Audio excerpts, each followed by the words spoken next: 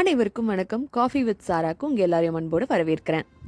நம்மளோட பயணம் தொடங்கியாச்சு. நான் போன எபிசோடில் டீசர் போட்டிருந்தேன். அதை பார்த்துருந்தீங்கன்னா நம்ம எந்த ஊருக்கு போகிறோன்றது உங்களுக்கு தெரிஞ்சிருக்கும்.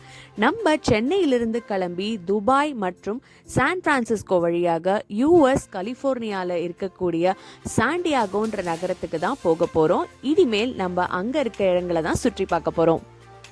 இந்த டிராவல் சீரீஸோட முதல் கட்டமாக நம்மளோட விமான பயணம் எப்படி இருந்ததுன்றதை பார்க்கலாம் வாங்க. சென்னையிலேருந்து நம்ம சாண்டியாகோக்கு போகிறதுக்கு ஃப்ளைட் டிக்கெட் புக்கிங் பண்ணணும். ஸோ அதுக்கு ஃபஸ்ட்டு கூகுளில் சென்னை டு சாண்டியாகோ ஃப்ளைட்ஸ் அப்படின்னு நான் டைப் பண்ணியிருக்கேன். நம்ம ஆன்லைனில் எப்படி ரிசர்வ் பண்ணுறதுங்கிறத இப்போ நம்ம பார்க்கலாம். அப்படி நம்ம கொடுத்தோன்னா அதுக்கு போகிறதுக்கு நிறைய ரூட்ஸ் இருக்குது, நிறைய ஃப்ளைட்ஸில் இருக்குது, வெவ்வேறு விலைகளில் இருக்கும். இப்போ நான் உங்களுக்கு ஒரு சாம்பிளுக்கு எந்த சைட்லேருந்து பண்ணலாம் அப்படிங்கிறத காட்டுறேன். நீங்கள் எந்த வெப்சைட்லேருந்து வேணுமானாலும் பண்ணலாம். நான் உங்களுக்கு எக்ஸாம்பிளுக்காக இந்த வெப்சைட் காட்டுறேன். இப்போ நான் ஒரு 3 மாதத்துக்கு அட்வான்ஸ்டாக டிக்கெட் புக் பண்ணுறேன்னா நமக்கு கொஞ்சம் விலை கம்மியாக இருக்கும். நெருக்கத்தில் பண்ணோன்னா எப்போவுமே எல்லாத்தோட விலையும் ஜாஸ்தியாக தான் இருக்கும். நான் செப்டம்பர் 21 அப்படிங்கிற தேதியை சூஸ் பண்ணியிருக்கேன். ஃபஸ்ட்டு ஒன் வே ரூட்டுக்கான புக்கிங் அதோட விலை என்ன அப்படிங்கிறத நம்ம பார்த்து தெரிஞ்சுக்கலாம். நாங்கள் போனது Emirates in combination with Alaska airlines அந்த மாதிரி நாங்கள் போனோம். ஸோ அதே ரூட்டை நான் உங்களுக்கு காட்டுறேன். அதோட விலை என்ன, அது எத்தனை மணிக்கு கிளம்புது அப்படிங்கிற மாதிரி விவரங்கள்லாம் இப்போ நம்ம பார்த்து தெரிஞ்சுக்கலாம். இப்போது ஸ்க்ரீனில் சர்ச் ரிசல்ட்டில் காட்டுது பார்த்தீங்களா, இதில் 2ஆவதாக இருக்கக்கூடிய ஏர்லைன்ஸு, அதாவது எமிரேட்ஸு. அதுக்கப்புறம் யூஎஸ்க்கு போனதுக்கப்புறம் அவங்களோட லோக்கல் ஃப்ளைட்டான அலாஸ்கா ஏர்லைன்ஸ் மூலமாக நாங்கள் போனோம், அதாவது டொமஸ்டிக் ஏர்லைன்ஸ். இந்த எமிரேட்ஸ் ஃப்ளைட் சென்னையிலேருந்து காலையில் 4 மணிக்கு கிளம்பி துபாய் டைமிங்க்கு 6:45 போய் சேருது. அங்கே 2 மணி நேரம் 30 நிமிஷம் வெயிட்டிங் டைமுக்கு அதுக்கப்புறமா 9:10க்கு துபாயிலேருந்து சான் பிரான்சிஸ்கோக்கான எமிரேட்ஸ் ஃப்ளைட்ஸ் கிளம்புது. மத்தியானம் 2 மணி சான் பிரான்சிஸ்கோ டைமுக்கு இந்த ஃப்ளைட் போய் ரீச் ஆனதுக்கப்புறமா 1.5 மணி நேரம் பிரேக்குக்கு அப்புறம் சாயங்காலம் 4 மணிக்கு அடுத்த ஃப்ளைட் சான் பிரான்சிஸ்கோலேருந்து சாண்டியாகோக்கு போகுது. ஸோ இதுதான் பயண விவரங்கள். இதுக்கு மொத்தம் 26 மணி நேரமும் சில மணி துளிகளும் இருக்குது. ஸோ இதோட விலை பார்த்தீங்கன்னா கிட்டத்தட்ட 68,000லேருந்து 70,000 ரூபாய் வரைக்கும் இருக்குது ஒன் வே ஃப்ளைட்டு. இதே நம்ம ரவுண்ட் ட்ரிப் எடுக்கிறோம், அதாவது நீங்கள் ரிட்டர்ன் டேட்டும் கன்ஃபார்ம்டாக தெரிஞ்சுது அப்படின்னா நீங்கள் ரவுண்ட் ட்ரிப்க்கு இப்போவே புக் பண்ணிடலாம். அது நான் உங்களுக்கு காட்டுறேன். இப்போ ஒரு உதாரணத்துக்கு 1 மாதம் கழிச்சு நம்ம ரிட்டர்ன் ட்ரிப் வரோம் அப்படின்னா அதுக்கு என்ன விலையாகும் அப்படிங்கிறத நம்ம இப்போ பார்த்து தெரிஞ்சுக்கலாம். இப்போ நம்ம ஒன் வேக்கு பதிலாக ரவுண்ட் ட்ரிப்புன்ற ஆப்ஷனை சூஸ் பண்ணிக்கணும். சூஸ் பண்ணிவிட்டு செப்டம்பர் 21 நம்ம கிளம்புற டேட்டு சூஸ் பண்ண மாதிரி ரிட்டர்ன் டேட் 1 மந்த்னா 1 மந்த்துக்கு அப்புறமா அக்டோபர் 21 அப்படின்ற ரிட்டர்ன் டேட்டை சூஸ் பண்ணிவிட்டு அதுக்கப்புறம் நம்ம சர்ச் ஃப்ளைட் கொடுத்தோன்னா ரவுண்ட் ட்ரிப், அதாவது போக வர இரண்டுத்துக்குமான காஸ்ட்டையும் சேர்த்து அது சில ஃப்ளைட் ஆப்ஷன்ஸ் கொடுக்கும். அதை நம்ம இப்போ செக் பண்ணலாம். இப்போ பார்த்தீங்கன்னா ரவுண்ட் ட்ரிப்கான காஸ்ட் 1,29,000லேருந்து வருது. அப்போ நம்ம போகிறதுக்கு மட்டுமே 70,000 ரூபாய். ஸோ 70,000 நம்ம தனித்தனியாக புக் பண்ணோன்னா 1,40,000 வரும். அதே நீங்கள் ரவுண்ட் ட்ரிப்பில் அப்படியே சூஸ் பண்ணிட்டீங்க அப்படின்னா அது விலை குறைவு தான். ஏன்னா முன்கூட்டியே டிக்கெட்டை நம்ம பதிவு பண்ணிடுறதுனால நமக்கு அந்த காஸ்ட் டிஃப்ரென்ஸ் கிடைக்குது. ஸோ இப்படி தான் நம்ம டிக்கெட் புக்கிங் நம்ம ஆன்லைனில் பண்ணணும். இப்போ இதுலேயே பெஸ்ட்டு, சீப்பஸ்ட், ஃபாஸ்டஸ்ட்னு 3 காட்டுது இல்லைங்களா. நம்ம ஏன் சீப்பஸ்ட் எடுக்கிறது இல்லை அப்படின்னு பார்த்தீங்கன்னா, சீப்பஸ்ட் ஆப்ஷனில் ஃப்ளையிங் டைம் ரொம்ப ஜாஸ்தியாக இருக்கும். சாதாரணமாக 25 ஹவர்ஸில் போகக்கூடிய ஒரு ஃப்ளைட்டு கிட்டத்தட்ட 40 மணி நேரம் 45 மணி நேரம் நிறைய ஸ்டாப்ஸ் இருந்து நம்ம போகிற மாதிரி இருக்கும். ஸோ இது மோஸ்ட்லி நிறைய பேர் ப்ரிஃபர் பண்ண மாட்டாங்க. பெஸ்ட்டு ஆப்ஷனில் எது விலை கம்மியாக இருக்கோ அந்த டீலை தான் எல்லோரும் சூஸ் பண்ணுவாங்க. ஸோ இப்படி தான் நம்ம பார்த்து செக் பண்ணி ஃப்ளைட் டிக்கெட்டை புக் பண்ணணும். இனி அடுத்து விசா டீட்டெயில்ஸ் பற்றி பார்க்கலாம். யூஎஸ்க்கு போகணுன்னா கண்டிப்பாக நமக்கு விசா இருக்கணும். அங்கே விசா இருந்தால் தான் உள்ளே என்டர் பண்ண அலோவ் பண்ணுவாங்க. அதுக்கு நம்ம இந்தியாவில் இருக்கக்கூடிய யூஎஸ் எம்பசியை அணுகணும். கூகுளில் நீங்கள் போய் யூஎஸ் எம்பசி இன் இந்தியா நினச்சிங்கன்னா US embassy and consulates in India அப்படிங்கிற வெப்பேஜும் உங்களுக்காக ஓப்பன் ஆகும். இதில் டாப் லெஃப்ட் கார்னரில் விசா ஆப்ஷன் கிளிக் பண்ணிங்கன்னா 2 விதமான விசா காட்டும், நான் இமிக்ரெண்ட் அண்ட் இமிக்ரெண்ட். நம்ம சூஸ் பண்ண போகிறது நான் இமிக்ரெண்ட் விசா. ஏன்னா இமிக்ரெண்ட் விசா ஃபாரின் சிட்டிசன்ஸ் யூஎஸில் போய் செட்டில் ஆகிறவங்களுக்காக இமிக்ரெண்ட் விசா. பட் நம்ம சூஸ் பண்ண போகிறது non immigrant visa. Non immigrant விசாங்கிறது டெம்பரரி பேசிஸில் கொடுக்குற விசா, அதாவது ஸ்டடீஸ் இல்லைனா பிஸ்னஸ் ஆர் எம்ப்ளாய்மெண்ட், அப்படி இல்லைனா இந்த மாதிரி டூரிசம் பர்பஸ்க்காக கொடுக்குற விசா. அது நம்மளோட விசா டூரிசம் விசா, அதாவது business and tourism B1 or B2 category கீழே வரும். B2ங்கிற டூரிசம் விசா தான் நம்ம எடுக்கணும். இது சுமாராக 10 வருஷம் பீரியட் வரைக்கும் இந்த விசா நமக்கு இஷ்யூ பண்ணுவாங்க. இப்போ இவங்க கொடுத்துருக்க இந்த டிபார்ட்மெண்ட் ஆஃப் ஸ்டேட் வெப்சைட் அப்படிங்கிற லிங்கை நம்ம கிளிக் பண்ணோம் அப்படின்னா இந்த விசா பற்றின டீட்டெயில்ஸ்லாம் நம்ம தெரிஞ்சுக்கலாம். இந்தியாவில் இருக்கக்கூடிய யூஎஸ் எம்பசி கொரோனா டைம் பீரியடில் இந்த B1 B2 விசா ப்ராசஸ் எல்லாமே நிறுத்தி வச்சுருந்தாங்க.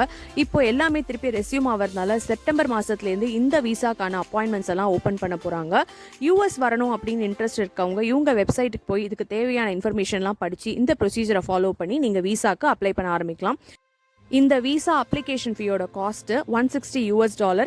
இந்தியாவோட US டாலருக்கு இன்னைக்கு ரேட்டுக்கு $12,460 வருது. இந்த விசா உங்களுக்கு 10 வருஷத்துக்கு கிடச்சிதுன்னா நீங்கள் அதுக்குள்ளே மல்டிபிள் என்ட்ரி போயிட்டு வரலாம். அதாவது எத்தனை தடவை வேணாலும் போயிட்டு வரலாம். ஆனால் ஒவ்வொரு தடவை போகும்போதும் 6 மாதம் அல்லது 180 நாட்கள் வரைக்குமே இருக்க முடியும்.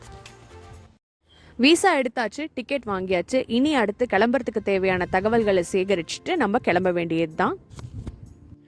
நான் இப்போ உங்களை எமிரேட்ஸோட சைட்டுக்கு கூட்டிகிட்டு போக போகிறேன். எமிரேட்ஸ் ஏர்லைன்ஸில் தான் நாங்கள் போகிறோம் அப்படிங்கிறதுனால எமிரேட்ஸில் ப்ரிப்பேரிங் டு ட்ராவல் அப்படிங்கிற ஒரு பேஜ் இருக்குது. ஸோ அங்கே போயிட்டு நம்ம சில விஷயங்களை தெரிஞ்சுப்போம். ஸோ நம்ம வீட்டிலையே செக்இன் பண்ணலாம். ஏர்போர்ட்டில் போய் செக்இன் பண்ணுறதோட வீட்டிலையே செக்இன் பண்ணுறது நமக்கு கொஞ்சம் நேரம் சேவ் பண்ணும். வீட்டில் எப்படி செக்இன் பண்ணணும் அப்படின்னா ஆன்லைனில் செக்இன் போர்ட்டல் 48 ஹவர்ஸ்க்கு முன்னாடியிலேருந்து, அதாவது ஃப்ளைட் கிளம்புறதுக்கு 48 ஹவர்ஸ் முன்னாடியே ஓப்பன் ஆகிடும். அது 90 minutes before the flight travel வரைக்கும் ஓப்பன் ஆகிருக்கும். ஸோ அதில் கேட்கப்பட்டிருக்க டீட்டெயில்ஸ் எல்லாத்தையும் நீங்கள் வீட்டிலே ஃபில் பண்ணிட்டீங்க அப்படின்னா ஏர்போர்ட்டில் போயிட்டு செக்இன் கவுண்டரில் நீங்கள் டேரெக்டாக உங்கள் பேக் வெயிட்டை மட்டும் செக் பண்ணிவிட்டு போர்டிங் பாஸை கலெக்ட் பண்ணிவிட்டு நீங்கள் செக்யூரிட்டி செக்குக்கு போயிடலாம். ஏர்போர்ட்டில் வெப் செக்இன் பண்ணவங்களுக்கு தனி கியூ இருக்கும். ஏர்போர்ட்லேயே டேரெக்டாக போய் செக்இன் பண்ணுறவங்களுக்கு தனி கியூ இருக்கும். நீங்கள் வீட்டில் ஆன்லைன் செக்இன் முடிச்சிட்டிங்க அப்படின்னா நீங்கள் ஏர்போர்ட்டில் வெப் செக்இன் கியூ எடுத்துகிட்டு ஸ்பீடாக உங்கள் ப்ராசஸை கம்ப்ளீட் பண்ணிவிட்டு நீங்கள் வெளியில் வந்துடலாம். ஆன்லைனில் செக்இன் பண்ணுறதுக்கு நீங்கள் செக்இன் பேஜ் போனதுக்கப்புறம் உங்கள் புக்கிங் ரெஃபரன்ஸ் இல்லை PNR நம்பர் கேட்கும். அதை நீங்கள் கொடுத்துட்டிங்கன்னா உங்கள் பேஜ் ஓப்பன் ஆகிடும். நீங்கள் தேவையான டீட்டெயில்ஸ்லாம் கொடுத்ததுக்கு அப்புறமா நீங்கள் ஏதாவது சீட் சேஞ்சிங் ப்ரிஃபரன்ஸ் இருக்குது அப்படின்னா நீங்கள் அதையும் கொடுத்துட்டு நீங்கள் உங்கள் ப்ராசஸை கம்ப்ளீட் பண்ணி முடிச்சிடலாம். ஸோ இப்போ வெப் செக்இனும் முடிச்சாச்சு. இனி அடுத்து நம்ம ஏர்போர்ட்டுக்கு கிளம்பணும். ஏர்போர்ட்டுக்கு கிளம்புறதுக்கு இன்டர்நேஷ்னல் ஃப்ளைட்ஸ் எல்லாத்துக்குமே நீங்கள் வெப் செக்இன் பண்ணியிருந்தாலும் 3 ஹவர்ஸ் பிஃபோர் த டிபார்ச்சர் நீங்கள் ஏர்போர்ட்டில் இருக்கணும். எங்களுக்கு காலையில் 4 மணிக்கு ஃப்ளைட்டு, அதுக்கு நாங்கள் 1 மணிக்கு ஏர்போர்ட் இருக்கணும்.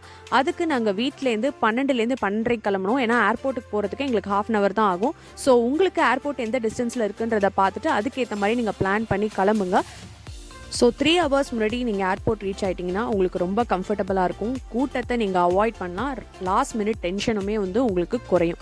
ஸோ இப்போ நீங்கள் ஏர்போர்ட் போனதுக்கு அப்புறமா ஃபஸ்ட்டு செக்இன் கியூவில் போய் நிற்பீங்க. ஸோ அங்கே எல்லா டீட்டெயில்ஸும் முடிஞ்சதுக்கப்புறமா கோவிட் சம்மந்தப்பட்ட விஷயங்களும் கேட்பாங்க. நாங்கள் வரும்போது RT-PCR டெஸ்ட்டு யூஎஸ்க்கு இருந்தது. ஸோ 2 வயசுக்கு மேலே இருக்க குழந்தைங்களுக்குமே எடுக்கணும் அப்படின்னு சொல்லியிருந்தாங்க. ஸோ RT-PCR டெஸ்ட்டு நாங்கள் கொடுத்துருந்தோம். ஸோ அது நெகட்டிவ் இருந்தால் தான் ஃப்ளை பண்ண விட்டாங்க. ஆனால் June 12லேருந்து எஃபெக்டிவ் June 12லேருந்து யூஎஸ்க்கு RT-PCR டெஸ்ட்டு தேவையில்லை அப்படிங்கிற மாதிரி போட்டிருந்தது.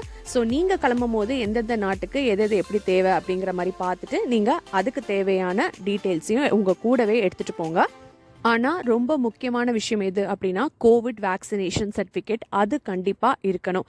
அதனால் உங்கள் வேக்சினேஷன் சர்டிஃபிகேட்டை உங்கள் கையோட வச்சுக்கோங்க. அதை முக்கியமாக கேட்பாங்க. அது இப்போவுமே வேலிடாக இருக்குது. ஸோ அதை கண்டிப்பாக எடுத்துகிட்டு போக மறக்காதீங்க. இன்னும் இந்த விஷயங்களை பற்றி டீட்டெயில்டாக தெரிஞ்சுக்கணுன்னா எமிரேட்ஸ் வெப்சைட்டில் ட்ராவல் ரெக்குவயர்மெண்ட்ஸ் பை டெஸ்டினேஷன் இருக்குது. அதில் நீங்கள் எந்த ஊருக்கு போக போகிறீங்களோ அந்த ஊரோட பேர் அடிச்சிங்க இல்லை அந்த நாட்டோட பேர் அடிச்சிங்கன்னா அதுக்கு கரண்ட் ரெக்குவயர்மெண்ட்ஸ் என்ன அப்படிங்கிறது அப்படியே அப்டேட் ஆகிருக்கும். ஸோ நீங்கள் அதை பார்த்து தேவையான விஷயங்களை எடுத்து வச்சுக்கலாம்.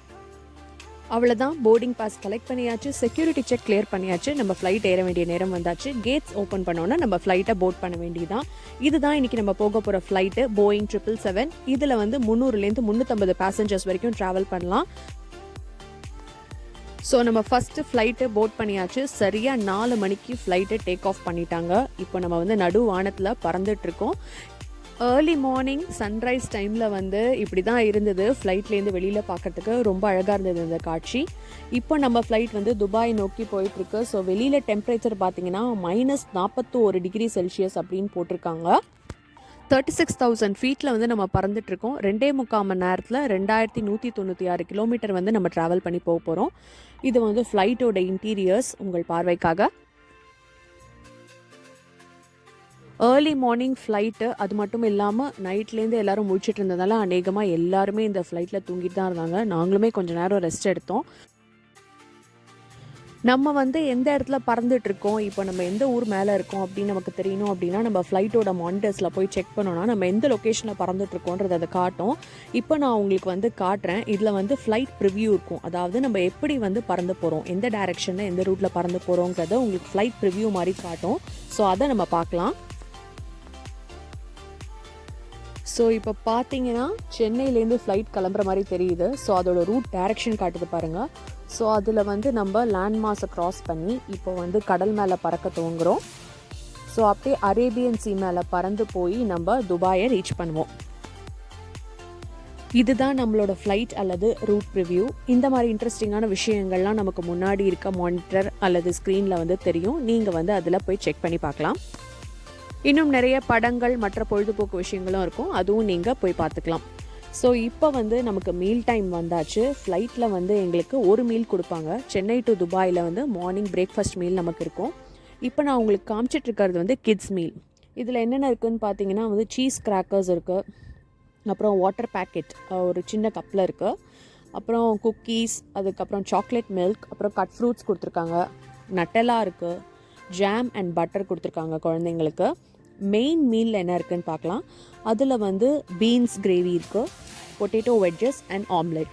ஸோ இதுதான் குழந்தைங்களுக்கான மீல் பிளேட்டு. ரொம்ப நல்லா இருந்தது. ஹெல்த்தியாக வந்து சூஸ் பண்ணி கொடுத்துருக்காங்க.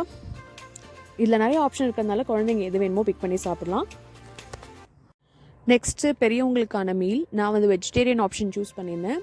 அதில் வந்து ஒரு cup cake, cut fruits, jam, butter, அப்புறம் ஒரு டிஷ்யூ, கட்லரி செட், ஆம்லெட்டு, அப்புறம் வெஜ் கட்லெட் மாதிரி 2 போர்ஷன் இருந்தது, அப்புறம் ப்ரௌன் பீன் கறி வித் பன். ஸோ இதெல்லாம் இருந்தது along with apple juice and water. So இதுதான் வந்து நம்மளோட மார்னிங் பிரேக்ஃபாஸ்ட் ஆர் மீல்ஸ் நமக்கு ஃபஸ்ட்டு ஃப்ளைட்டில் கொடுத்தது. எல்லாமே திருப்தியாக இருந்தது. ஸோ சாப்பிட்டு முடித்த கொஞ்ச நேரத்துலேயே வந்து நம்ம துபாயை வந்து அடைஞ்சிட்டோம். கிட்டத்தட்ட வந்து துபாயோட நெருக்கத்தில் இருக்கோம். சுற்றி பார்த்தீங்கன்னா நல்ல டெசர்ட் அல்லது பாலைவனம் வந்து கண்ணு கெட்டின தூரம் வரைக்கும் தெரியுது. ஸோ நம்ம துபாயை நெருங்கிட்டோம், இறங்க போகிறோம், கூடிய சீக்கிரம் லேண்டிங் ஆக போகிறோம்.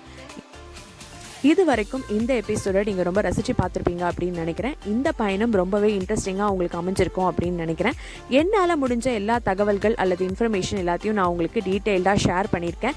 இனி அடுத்த எபிசோடில் உங்களை துபாயிலேருந்து சாண்டியாகோ வரைக்கும் பார்ட் 2 ஆஃப் த ஃப்ளைட் ஜேர்னியில் கூட்டிகிட்டு போகிறதுக்காக நான் காத்துட்ருக்கேன். அதுக்கு நீங்கள் மறக்காமல் காஃபி வித் சாராக்கு லைக் பண்ணுங்கள், ஷேர் பண்ணுங்கள், சப்ஸ்கிரைப் பண்ணுங்கள். உங்களை அடுத்த எபிசோடில் நான் சந்திக்கிறேன். அது வரைக்கும் உங்களிடமிருந்து விடைபெறுவது உங்கள் தோழி சாரா, காஃபி வித் சாராவிலிருந்து. நன்றி, வணக்கம்.